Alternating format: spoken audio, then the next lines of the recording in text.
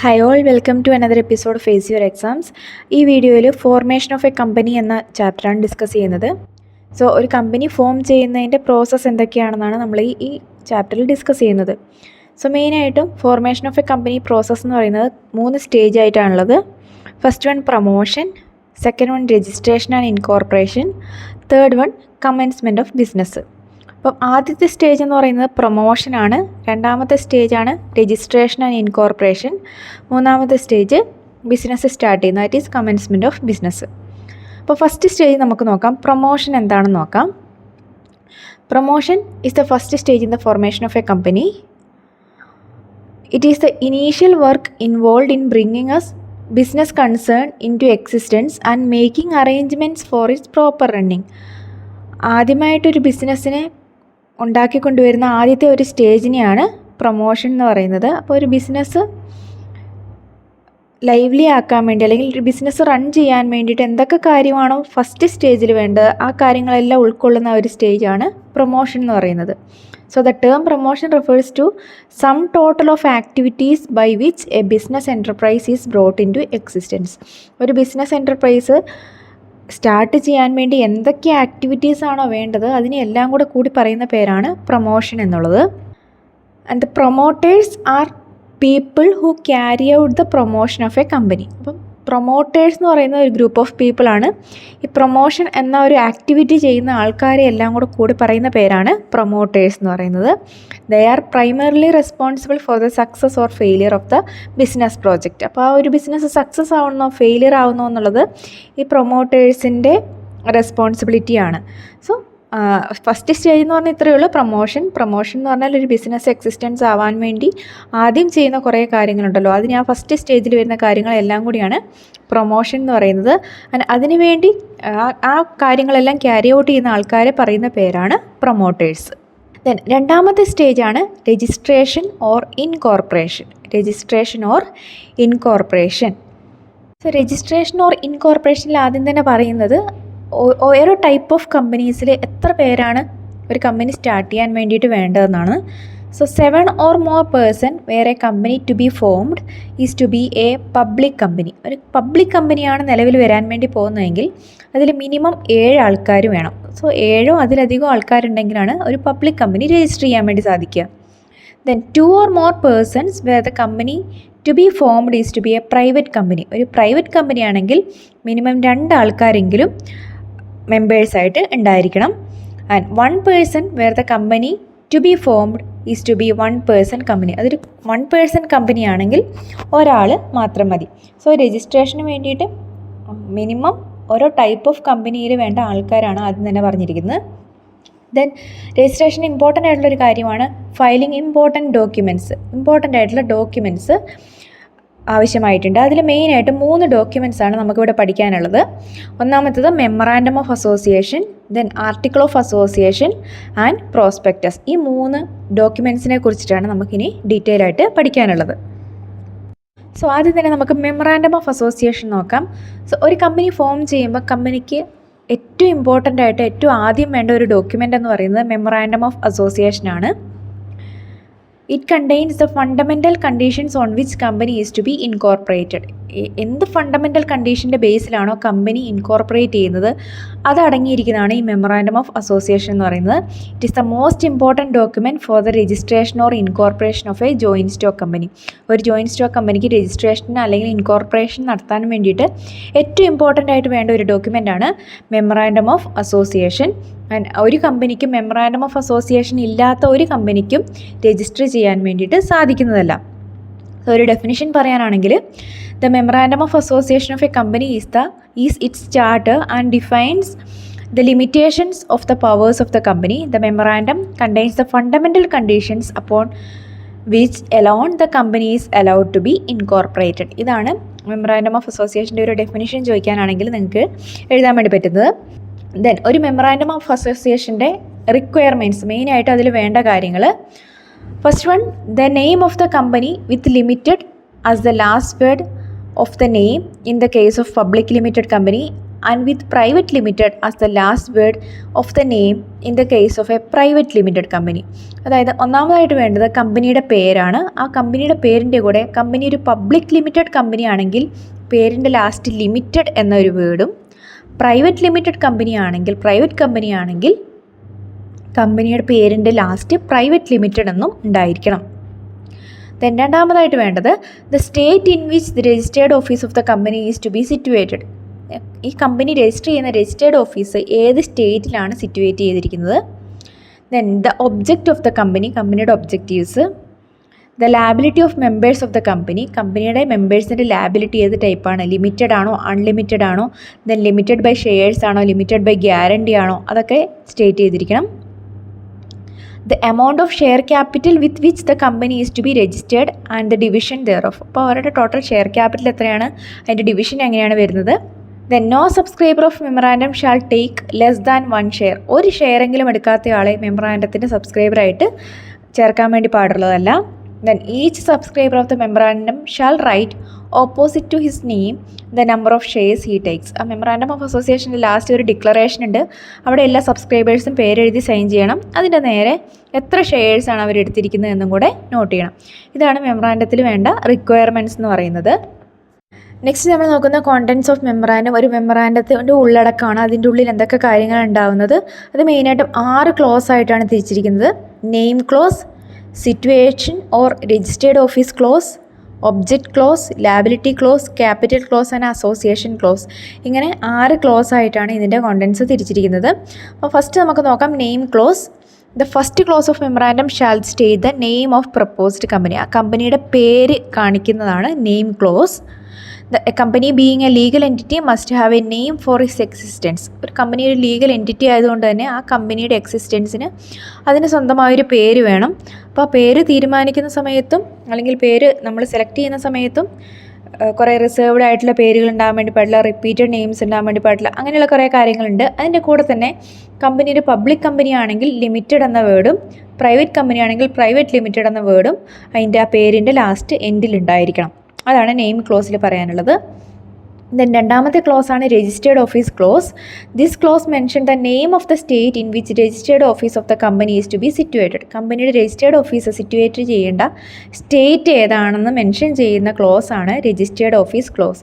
ഇത് ഇമ്പോർട്ടൻ്റ് ആയിട്ടുള്ളൊരു ക്ലോസ് ആണ്. ബിക്കോസ് അത് നോക്കിയിട്ടാണ് ആ കമ്പനിയുടെ നാഷണാലിറ്റി തീരുമാനിക്കുന്നത്. കമ്പനി ഏത് രാജ്യത്തെയാണ്, ഏത് രാജ്യത്തിൻ്റെ കമ്പനിയാണ് എന്ന് തീരുമാനിക്കുന്നത് അതിൻ്റെ രജിസ്റ്റേർഡ് ഓഫീസ് ക്ലോസ് നോക്കിയിട്ടുള്ളതാണ്.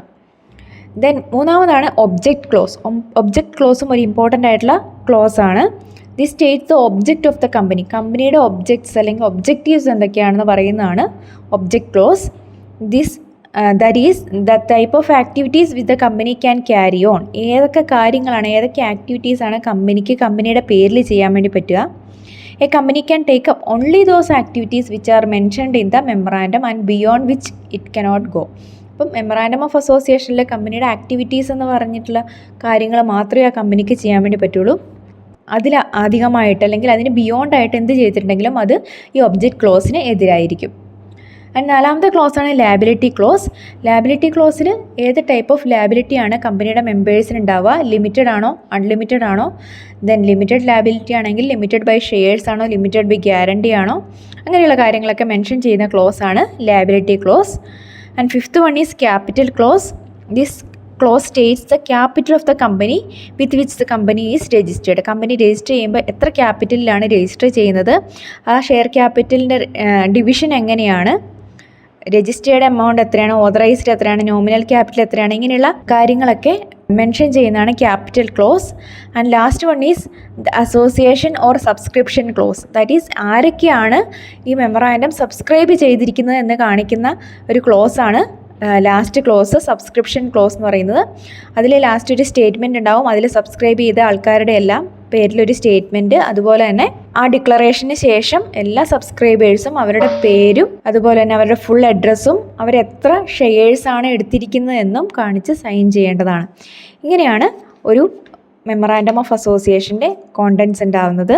6 ക്ലോസ് ആയിട്ടായിരിക്കും അതിലെ കോണ്ടൻറ്റ്സ് ഉണ്ടായിരിക്കുന്നത്. നെക്സ്റ്റ് ഏരിയ ആണ് alteration of memorandum. That is ഈ മെമ്മറാൻഡത്തിൽ പറഞ്ഞിരിക്കുന്ന കാര്യങ്ങളിൽ ചേഞ്ചസ് വരുത്തുക. നോർമലി ചേഞ്ചസ് വരുത്താൻ അത്ര എളുപ്പമല്ല. അതുപോലെ തന്നെ കമ്പനീസ് ആക്ട് പ്രകാരം പറയുന്നത് ഓൾട്ടറേഷൻ ഓഫ് മെമ്മറാൻഡം സാധിക്കില്ല. പക്ഷേ ചില എക്സെപ്ഷൻസ്, ചില കേസസിന് മാത്രം ഓൾട്ടറേഷൻസ് നടത്താം. സോ ആദ്യം തന്നെ ഓരോ ക്ലോസസും എങ്ങനെയാണ് ഓൾട്ടർ ചെയ്യുന്നതെന്ന് നോക്കാം. ഫസ്റ്റാണ് ഓൾട്ടറേഷൻ ഓഫ് നെയിം ക്ലോസ്. അതിൽ പറയുന്നത് a company may change its name by a special resolution subject to the provisions of the section and with the approval of the central government. ഒരു കമ്പനിക്ക് അവരുടെ പേര് മാറ്റാം, ഒരു സ്പെഷ്യൽ റെസൊല്യൂഷൻ പാസ് ചെയ്തിട്ട് പേര് മാറ്റാം. അതുപോലെ തന്നെ സെൻട്രൽ ഗവൺമെൻറ്റിൻ്റെ അപ്രൂവലോട് കൂടിയാണ് അവർക്കിത് മാറ്റാൻ വേണ്ടി സാധിക്കുക. പക്ഷേ ഒരു പേര് ചേഞ്ച് ചെയ്യുന്നത് ആ പേരിൻ്റെ എൻഡിലുള്ള ലിമിറ്റഡ്, പ്രൈവറ്റ് ലിമിറ്റഡ് അങ്ങോട്ടും ഇങ്ങോട്ടും ചേഞ്ച് ചെയ്യാനാണെങ്കിൽ, ഒരു കമ്പനി പബ്ലിക് കമ്പനി ആയത് പ്രൈവറ്റ് കമ്പനിയിലേക്കോ പ്രൈവറ്റ് കമ്പനി ആയത് പബ്ലിക് കമ്പനിയിലേക്കോ മാറ്റുമ്പം അങ്ങനെയുള്ള നെയിം ചേഞ്ചസ് വരുന്നുണ്ടെങ്കിൽ അതിന് പ്രത്യേകിച്ച് റെസൊല്യൂഷനൊന്നും പാസ് ചെയ്യേണ്ട കാര്യമില്ല. സോ അതാണ് ആൾട്ടറേഷൻ ഓഫ് നെയിം ക്ലോസിൽ പറയുന്നത്. And when any change in the name of the company is made with the registrar shall enter a new name in the register of the companies in the place of the old name and issue a fresh certificate of incorporation with a new name. അപ്പം എന്ത് changes പേരിൽ വരുത്തിയിട്ടുണ്ടെങ്കിലും രജിസ്ട്രാറുടെ അടുത്ത് അറിയിക്കുക, അവിടെ രജിസ്റ്ററിലെ പേര് മാറ്റുക. അതുപോലെ തന്നെ പുതിയൊരു സർട്ടിഫിക്കറ്റ് ഓഫ് ഇൻകോർപ്പറേഷൻ പ്രൊവൈഡ് ചെയ്യണം വിത്ത് ന്യൂ നെയിം. പുതിയ പേരിലുള്ള certificate of incorporation registrar provide ചെയ്യും. അതും കൂടെ കഴിഞ്ഞാൽ മാത്രമാണ് നെയിം ചേഞ്ച് ചെയ്യുന്ന ആ ഒരു പ്രൊസീജിയർ കംപ്ലീറ്റ് ആവുകയുള്ളൂ. ദെൻ രണ്ടാമത്താണ് alteration of registered office clause. That is registered office change ചെയ്യുന്ന situations. The change of registered office clause of the company implies a shift in the place of its registered office. അവരുടെ registered office ഒരു സ്ഥലത്ത് നിന്ന് മറ്റൊരു സ്ഥലത്തേക്ക് മാറുന്നതാണ് alteration of registered office എന്ന് പറയുന്നത്. So, notice of every change of situation of registered office verified in the manner prescribed after the date of incorporation of the company shall be given to the registrar with 15 days of change. എന്തെങ്കിലും changes വരുത്തിയിട്ടുണ്ടെങ്കിൽ അതിൻ്റെ കാര്യങ്ങളൊക്കെ details അറിയിച്ച് 15 ദിവസത്തിനുള്ളിൽ രജിസ്ട്രാറെ അറിയിക്കുക. And ആ registrar അത് കൃത്യമായിട്ട് അവിടെ റെക്കോർഡ് ചെയ്തിരിക്കണം. ദെൻ നെക്സ്റ്റ് വൺ ആണ് object close. That is alteration of object close. കമ്പനിയുടെ ഏറ്റവും ഇമ്പോർട്ടൻ്റ് ആയിട്ടുള്ള ഒരു ക്ലോസ് ആണ് ഒബ്ജക്റ്റ് ക്ലോസ് എന്ന് പറയുന്നത്. ദാറ്റ് ഈസ് കമ്പനി എന്തിനു വേണ്ടിയിട്ടാണ് നിലവിലിരിക്കുന്നത് അല്ലെങ്കിൽ കമ്പനിയുടെ ആക്ടിവിറ്റീസ് എന്തൊക്കെയാണെന്ന് കാണിക്കുന്നതാണ് ഒബ്ജക്റ്റ് ക്ലോസ്. അതിൽ ചേഞ്ചസ് വരുത്തുക എന്ന് പറയുന്നത് it is not easy. So ഇതിൻ്റെ പറയുന്നത് എങ്ങനെയാണ്, ഷെയർ ഹോൾഡേഴ്സിൻ്റെ അടുത്ത് നിന്ന് എമൗണ്ട് വാങ്ങിയിട്ടുണ്ട്. ആൻഡ് ആ വാങ്ങിയിരിക്കുന്ന എമൗണ്ട് നമ്മൾ ഓൾറെഡി പറഞ്ഞിരിക്കുന്ന കുറച്ച് ഒബ്ജക്റ്റീവ്സിന് വേണ്ടിയിട്ടായിരിക്കും. ആ എമൗണ്ട് ഫുള്ളി കംപ്ലീറ്റ് ചെയ്യാതെ, ആ ഒബ്ജക്റ്റീവ്സിന് വേണ്ടിയിട്ട് കംപ്ലീറ്റ് ചെയ്യാതെ ഒരിക്കലും കമ്പനിയുടെ ഒബ്ജക്ട്സ് മാറ്റാൻ വേണ്ടി പാടുള്ളതല്ല. ദെൻ ഇൻ കേസ് കമ്പനിയുടെ ഒബ്ജക്ട്സ് മാറ്റുവാണെങ്കിൽ അവർ അറിയിച്ചിരിക്കേണ്ട കുറേ കാര്യങ്ങൾ: ടോട്ടൽ മണി റിസീവ്ഡ്, കമ്പനിക്ക് ഇതുവരെ എത്ര എമൗണ്ട് കിട്ടിയിരുന്നു. The total money utilised for the object stated in the prospectus, already പറഞ്ഞിരിക്കുന്ന പ്രോസ്പെക്ടസിൽ പറഞ്ഞിരിക്കുന്ന ഒബ്ജക്ട്സിന് വേണ്ടിയിട്ട് എത്ര എമൗണ്ടാണ് യൂട്ടിലൈസ് ചെയ്തത്. ദെൻ അൺയൂട്ടിലൈസ്ഡ് മണി എത്രയുണ്ട്. Then particulars of proposed alteration or changes in the ഒബ്ജക്ട്സിൽ എന്തൊക്കെ മാറ്റങ്ങളാണ് വരുത്താൻ വേണ്ടിയിട്ട് ഉദ്ദേശിക്കുന്നത്. And justification for alteration, alteration വരുത്തുന്നതിൻ്റെ ജസ്റ്റിഫിക്കേഷൻ.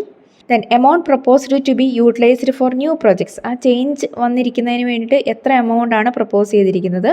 ദെൻ അതുപോലെ തന്നെ ആ ഒരു ചേഞ്ചസ് വരുന്നതുകൊണ്ട് കമ്പനിക്ക് ഉണ്ടാകുന്ന ഫിനാൻഷ്യൽ ഇമ്പാക്റ്റ് എന്തൊക്കെയായിരിക്കും. ദെൻ അതുപോലെ തന്നെ മെമ്പേഴ്സിന് ആവശ്യമായിട്ടുള്ള റെലവൻറ്റ് ഇൻഫർമേഷൻ എന്തെങ്കിലുമൊക്കെ ഉണ്ടെങ്കിൽ അതൊക്കെ കൃത്യമായിട്ട് അറിയിച്ചതിന് ശേഷം മാത്രമേ ഒബ്ജക്റ്റ് ക്ലോസ് ചേഞ്ച് ചെയ്യാൻ വേണ്ടിയിട്ട് സാധിക്കുകയുള്ളൂ. ദെൻ ഒബ്ജക്റ്റ് ക്ലോസ് ചേഞ്ച് ചെയ്യുന്നതിന് മുന്നേ the advertisement giving details of each resolution to be passed for changes in objects, ഓരോ ഒബ്ജക്ട്സ് മാറ്റുന്നതിനും അഡ്വർടൈസ്മെൻറ്റ് കൊടുക്കണം. അതുപോലെ തന്നെ notice shall also be placed on the website of the കമ്പനിയുടെ വെബ്സൈറ്റിലും നോട്ടീസ് അറിയിച്ചിരിക്കണം. ഇതാണ് ഒബ്ജക്റ്റ് ക്ലോസ് ഓൾട്ടറേഷനെ കുറിച്ച് പറയാനുള്ളത്. നെക്സ്റ്റ് വൺ ആണ് liability close alteration of liability close. Generally, the liability clause of the Memorandum of Association of a company cannot be altered so as to increase the liability of members unlimited. That is, limited ആയിട്ടുള്ള liability ഉള്ള മെമ്പേഴ്സിൻ്റെ unlimited ലാബിലിറ്റിയിലേക്ക് normally മാറ്റാൻ വേണ്ടി സാധിക്കുന്നതല്ല. പക്ഷേ special resolution പ്രകാരം കമ്പനിക്ക് അത് change ചെയ്യാവുന്നതാണ്. ദെൻ നെക്സ്റ്റ് വൺ ആണ് alteration of capital close. Limited company having share capital may, if so authorized by its articles, alter its memorandum in its general meeting. That is, ഇവരുടെ general മീറ്റിംഗിൽ authorised share ക്യാപിറ്റലിൻ്റെ amount മാറ്റാം. അതുപോലെ തന്നെ division, share ക്യാപിറ്റലിൻ്റെ division change ചെയ്യുക. അങ്ങനെ capital സ്ട്രക്ചറിൽ changes വരുത്താം. And last one ആണ് alteration of subscription close. Subscription close of the memorandum of association of a company cannot be altered. അത് മാത്രം എങ്ങനെയും ചേഞ്ച് ചെയ്യാൻ വേണ്ടിയിട്ട് സാധിക്കില്ല.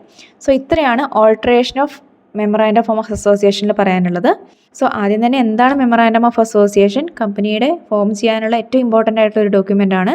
അതിലുണ്ടാകേണ്ട കോണ്ടൻസ് എന്തൊക്കെയാണ്? 6 ക്ലോസസ് ആയിട്ടാണുള്ളത്. ആ ക്ലോസിൽ എന്തൊക്കെയാണ് വരുന്നത്, ദെൻ ആ ക്ലോസിലുള്ള കാര്യങ്ങൾ എങ്ങനെയൊക്കെയാണ് ചേഞ്ച് ചെയ്യാൻ വേണ്ടി പറ്റുക എന്നുള്ളതാണ് നമ്മൾ ഡിസ്കസ് ചെയ്തത്. സോ എല്ലാവർക്കും മനസ്സിലായെന്ന് വിചാരിക്കുന്നു. നെക്സ്റ്റ് വീഡിയോയിൽ നമ്മൾ ആർട്ടിക്കിൾസ് ഓഫ് അസോസിയേഷനെ കുറിച്ച് ഡിസ്കസ് ചെയ്യുന്നതായിരിക്കും. അതുപോലെ തന്നെ പ്രോസ്പെക്ടസും ഡിസ്കസ് ചെയ്യുന്നതായിരിക്കും. സോ കൂടുതൽ വീഡിയോസിനായിട്ട് ചാനൽ മറക്കാതെ ഒന്ന് സബ്സ്ക്രൈബ് ചെയ്യുക. അതുപോലെ തന്നെ നിങ്ങളുടെ ഫ്രണ്ട്സിനൊക്കെ വീഡിയോസ് അയച്ചു കൊടുക്കുകയും കൂടി ചെയ്യുക. താങ്ക്